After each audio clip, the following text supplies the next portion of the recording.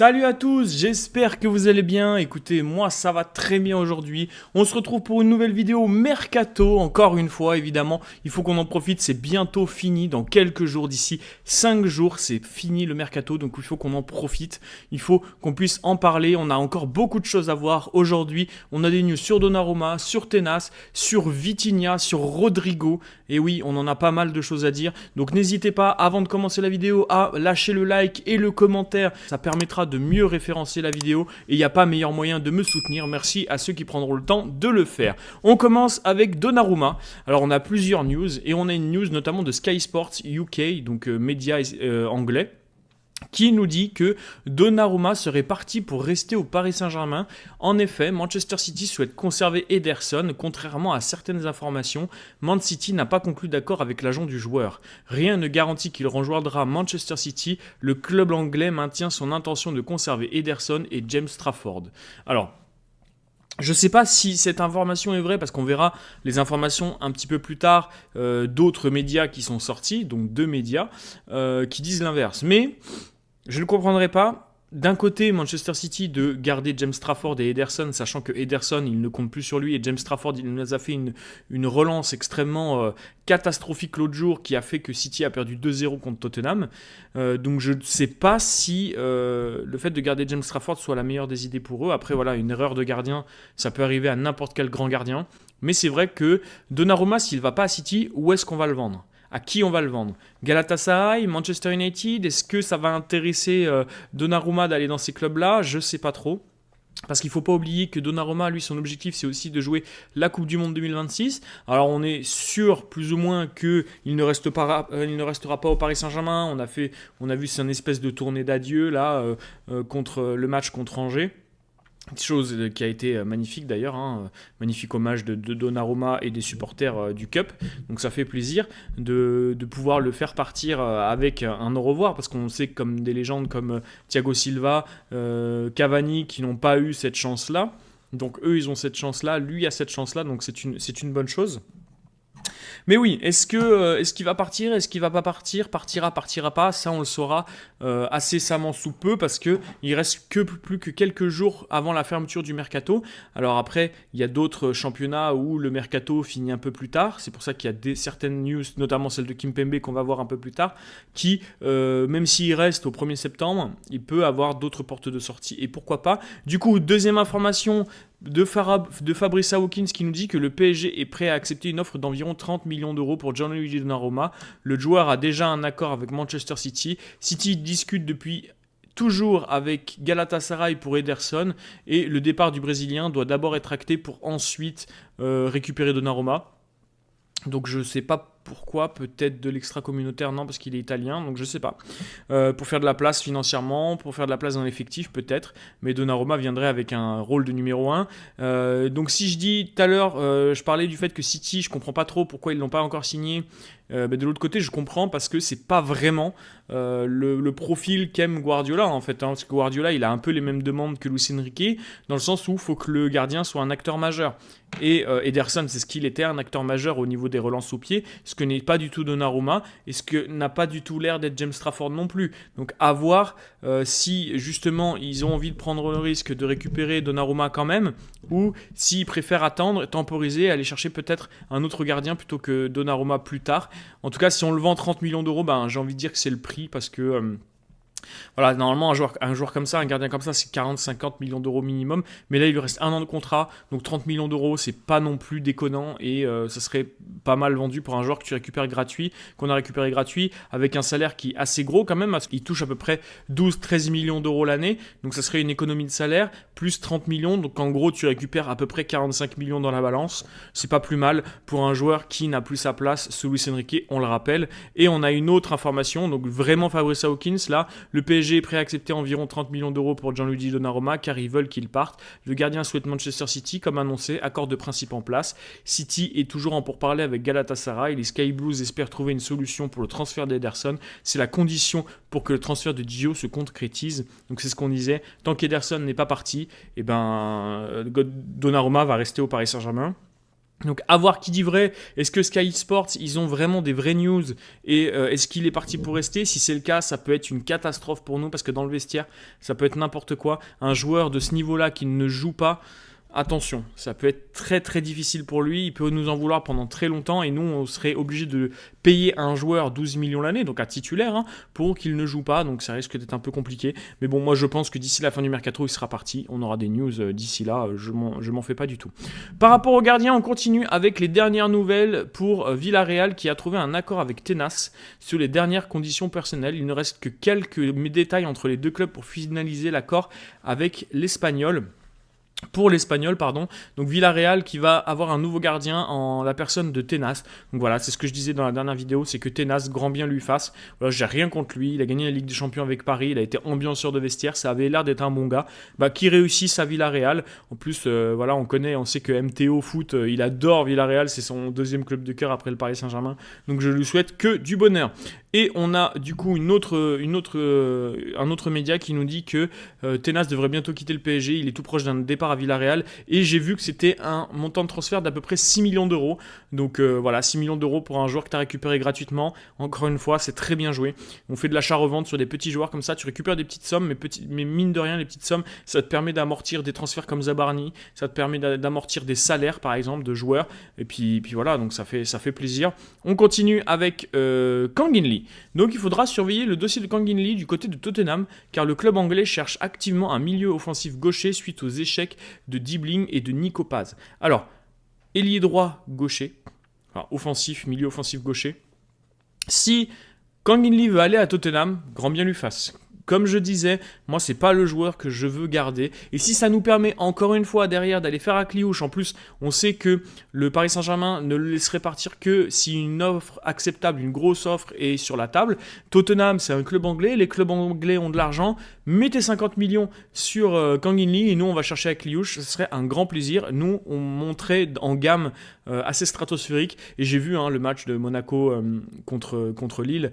Qu'est-ce qu'il est fort Akliouche, mais Akliouche sous Luis Enrique, ça peut être une dinguerie, ça peut être quelque chose de monumental. Je pense qu'on n'est vraiment pas prêt et j'ai vraiment envie de voir ça. J'ai besoin de ce poulet, j'ai besoin de cette fumée au Parc des Princes parce que vraiment, je pense que ça peut être vraiment qualitativement meilleur que Kang In Lee et il peut rentrer facilement, je pense, il peut rentrer facilement dans la rotation. Ça me fait penser à Seny Mayulu qui, je pense, va avoir son mot à dire cette saison. Donc attention à ces deux joueurs. Je pense que ça peut faire des étincelles et ça me fait plaisir.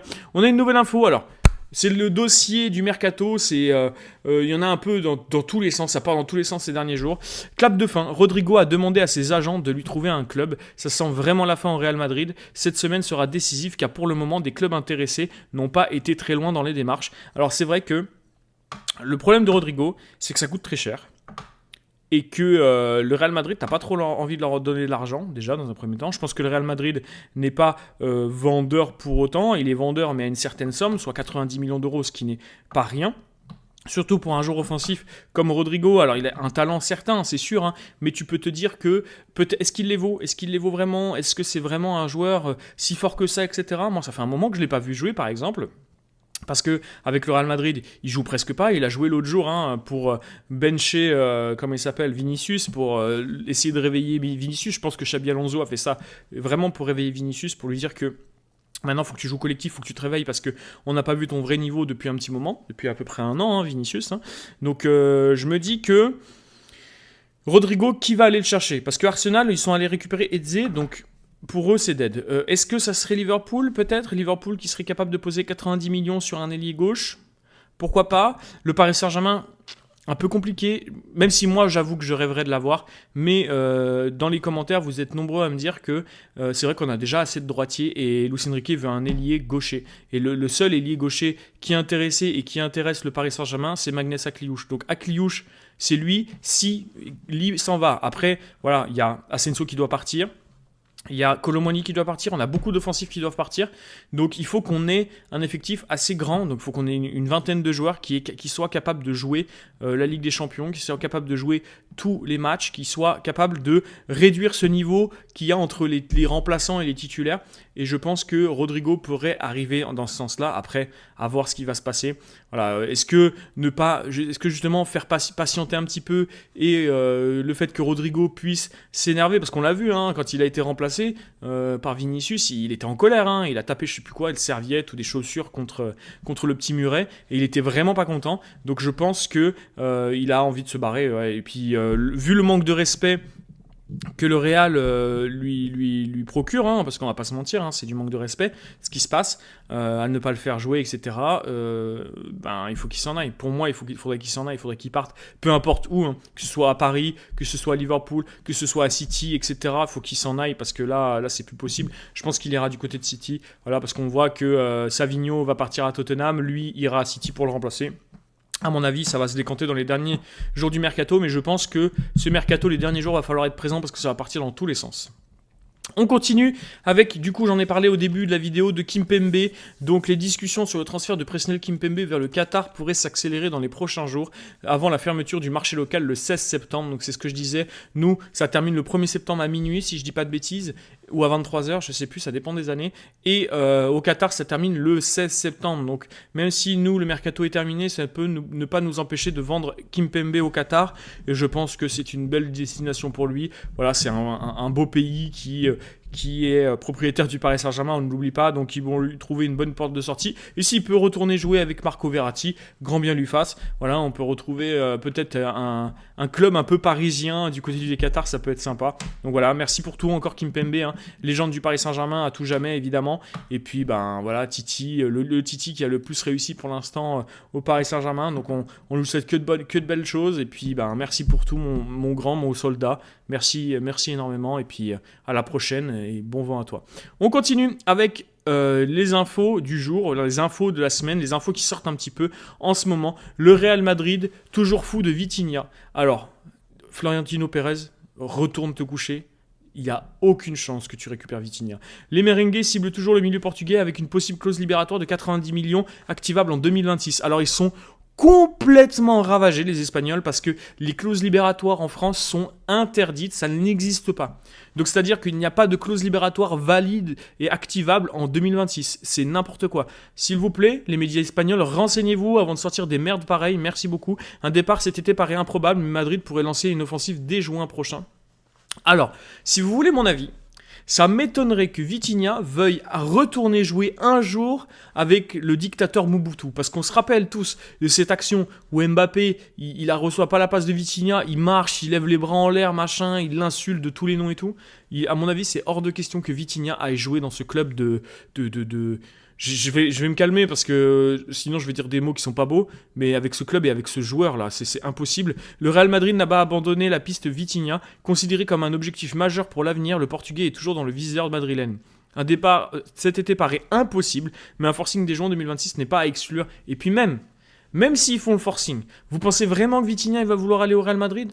On se rappelle de cette vidéo où Vitinha déclare son amour au Paris Saint-Germain. Je vais vous la mettre là dans la vidéo. Paris, la ville, le club, qu'est-ce que ça représente pour vous ? Maintenant, ça représente beaucoup déjà. J'aime la ville, j'aime beaucoup, j'aime ma vie ici. J'espère que je vais rester longtemps ici parce que c'est vraiment un grand club, une grande ville. Et je sens très content ici. Oui. Donc on voit que Vitinha, il est amoureux du Paris Saint-Germain. Vous pensez vraiment qu'il va aller se taper encore Mbappé pendant 5 ans au Real Madrid ? Vous êtes complètement ravagé. Le fait que Mbappé soit allé au Real Madrid, c'est la pire chose qui puisse arriver à ce club pour moi. Selon moi, peut-être qu'ils gagneront une Ligue des Champions, et encore, j'en suis même pas sûr. Peut-être qu'ils en gagneront une. Peut-être que Mbappé, il gagnera un petit ballon d'or là-bas. Peut-être. Et encore, je suis pas sûr. Parce qu'on sait jamais avec la Coupe du Monde et tout, on sait pas. Mais vous avez vu ce qu'il est déjà en train de faire au Real Madrid. Il a pris le numéro 10, il a pris la place de Vinicius, il a pris les coups francs, il a pris les pénaltys, il prend les corners, bientôt il va prendre le brassard. Attention à vous, les fans du Real Madrid. Attention le Real Madrid, attention Florentino Pérez, parce que ce qui est en train de se passer là au Real Madrid, moi, en tant que supporter parisien, je me régale évidemment, mais attention à vous. Et Vitinha, il ne viendra pas chez vous, c'est improbable. L'amour que Vitinha porte au Paris Saint-Germain, il est fou. Il est amoureux de ce club. Il ne partira pas, Surtout pas avec ce qui s'est passé avec Mbappé. Je pense qu'un transfert Real Madrid-Paris Saint-Germain, Paris Saint-Germain-Real Madrid surtout, on n'est pas prêt d'en voir un de sitôt. Hein. Vraiment, je pense. Hein. Vitinha est assuré de rester au Paris Saint-Germain cet été. Le joueur est intouchable et est considéré comme un élément clé de l'équipe par la direction. Vitinha ne bénéficie d'aucune clause libératoire dans son contrat, évidemment. Évidemment, ça n'existe pas en France. Et évidemment qu'il veut rester au Paris Saint-Germain. Et encore heureux. Encore heureux, c'est la clé du Paris Saint-Germain. C'est le joueur du PSG. S'il y a un joueur du PSG qui est indispensable, c'est lui. Au milieu de terrain, il n'y a pas d'autres joueurs que tu peux remplacer à part lui. Tu peux remplacer Fabien Ruiz, peut-être. Tu peux remplacer Joe Neves, peut-être. Et encore, c'est un peu dur. Mais Vitinha, c'est pas possible. C'est le métronome du jeu. C'est le métronome du milieu de terrain. C'est l'un des meilleurs joueurs du Paris Saint-Germain. Et c'est hors de question de le vendre à ce club corrompu qu'est le Real Madrid. Je suis désolé, je ne veux pas voir Vitinha. Ça me ferait vraiment mal au cœur de voir Vitinha partir au Real Madrid. Et ça m'étonnerait qu'il y aille. Il ne mettra pas un orteil dans votre foutu club. Enregistrez ça si vous voulez. Il ne mettra pas un orteil dans ce foutu club qu'est le Real Madrid. Voilà. Comme ça, c'est dit. On continue du coup avec le Paris Saint-Germain qui se consacre actuellement au dégraissage. Alors, le dégraissage c'est bien, mais il faudrait peut-être commencer à recruter d'autres joueurs. Alors, Milan Skriniar qui est parti à 10 millions à Fenerbahçe. On se rappelle, 16 millions l'année, c'est un salaire économisé. Nordi Mukiele, 13 millions à Sunderland. Donc ça, c'est pareil, c'est un salaire économisé. Renato Sanchez qui est parti en prêt sans option d'achat. Arnaud Tenas qui partira à Villarreal pour 6 millions d'euros à peu près. Carlos Soler, enfin, qui partirait à l'Ajax pour un prêt avec option d'achat obligatoire. Randal Colomoni, ça traîne un peu, hein, Colomoni d'ailleurs, parce qu'on a eu des news il y a une semaine à peu près, et depuis on n'a plus son de cloche, donc c'est un peu particulier. Prépayant de 10 millions d'euros, 15 millions d'euros, avec une option d'achat fixée entre 40 à 45 millions d'euros, option d'achat qui doit être obligatoire. Gianluigi Donnarumma qui devrait partir pour City, à peu près 30 millions, on a dit. Kang In Lee, donc 50 millions demandés, je pense que Tottenham pourrait mettre 40 millions facile dessus. Marco Asensio, Aston Villa, on demande 15 millions, on va avoir à peu près entre 9 et 12 millions, je pense.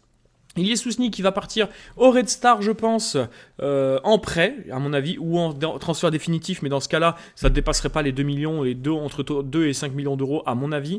Et Presnel Kimpembe qui partirait au Qatar en de 10 à 15 millions d'euros demandés, je pense qu'il partirait aux alentours de 8 millions d'euros. Donc voilà, tout ça, c'est des salaires énormes, ça ferait 2, 4, 6, 8, 10, 11 joueurs qu'on se débarrasserait. Donc ça peut être vraiment pas mal pour faire rapetisser un petit peu l'effectif et compter sur les 22 joueurs dont on aurait besoin, 22, 25, 30 joueurs maximum qu'on aurait besoin pour jouer la saison exactement, tout simplement. On continue avec les news du coup du Paris Saint-Germain. Alors en ce moment, évidemment, il y a énormément de choses qui se passent dans les news. On a le tirage au sort notamment jeudi. D'ailleurs, jeudi, je serai en live sur ma chaîne YouTube pour le tirage au sort. Donc n'hésitez pas à vous abonner pour ceux que ça intéresse. On va vivre ça ensemble. Le tirage au sort de la Ligue des Champions, jeudi 18h. Et les votes du Ballon d'Or se clôturent aujourd'hui, donc hier au moment du tweet. Donc ça y est, c'est fait. Les votes sont faits. Il va falloir qu'ils soient comptabilisés pour connaître le Ballon d'Or. C'est un média qui a interviewé Ousmane Dembélé, qui a laissé filtrer le fait que les votes se terminaient. Donc les 9 Parisiens concernés, évidemment, Dembélé, Donnarumma, Hakimi, Doué, Gvara, Mendes, Neves, Ruiz, Vitinha. Je me demande comment Hakimi il y est. Je me demande comment Pacho et Marquinhos ne sont pas là, mais bon, écoutez, et Barcola non plus. Donc voilà, on souffle un petit peu, mais bon, on sait que l'objectif de toute façon, c'est que Dembélé l'ait et Dembélé l'aura. N'hésitez pas à mettre Ousmane Dembélé Ballon d'Or dans les commentaires d'ailleurs pour soutenir un maximum. Et on va revenir sur une polémique. Alors, c'est une polémique que je ne comprends toujours pas à l'heure actuelle. C'est ce tweet. Voilà, ce tweet avec Lucas Chevalier qui sourit parce que Giroud a marqué un but contre Monaco le week-end dernier. Et il était heureux, voilà, tout sourire du fait que son ancien club marque un but et tout simplement marque 3 points en fait. Et je comprends pas. Pourquoi des gens sont venus tomber sur Chevalier? Je vois pas en quoi il fait quelque chose de mal là. C'est pas comme si, je sais pas, c'était l'Olympique de Marseille, tu vois, ça n'a rien à voir, il n'y a rien contre Lille. Il n'y a rien contre Lille et il a tout à fait le droit. Il est sur ses jours de repos, il peut très bien aller voir un autre match, il peut très bien aller voir l'autre bout du monde s'il veut un match d'Argentine contre je sais pas qui là. On s'en fout. Là en plus c'est son ancien club, ça se comprend. Enfin je comprends pas, je comprends vraiment pas l'acharnement qu'il peut y avoir sur Lucas Chevalier. Il n'a rien fait de mal, il vient d'arriver, laissez-lui le temps quoi, laissez-le respirer un petit peu. C'est un jeune joueur, 23 ans, c'est un gardien français, il il va devenir certainement le gardien titulaire de l'équipe de France. Laissez-lui le temps de respirer, laissez-lui le temps. Enfin, je sais pas, il a rien fait de mal et je vois autant de personnes à l'insulter, sortir des noms de je ne sais quoi, de parler de tous les mots, juste parce qu'il sourit et qu'il est content d'aller voir un match de son ancienne équipe marquer des buts. Évidemment que quand il va être contre nous, quand Lille va être contre nous et que Chevalier va être titulaire, il va pas laisser les ballons passer. Enfin, vous êtes bêtes. Vraiment, c'est de la bêtise humaine complète, quoi.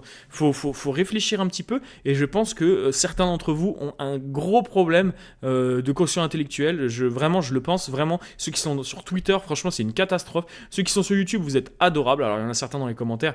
C'est pas trop le cas. Hein. Ne vous prenez pas tous pour le mot. Mais la plupart des gens qui sont là sur mes vidéos, vous êtes adorables. Merci beaucoup d'être là, d'ailleurs.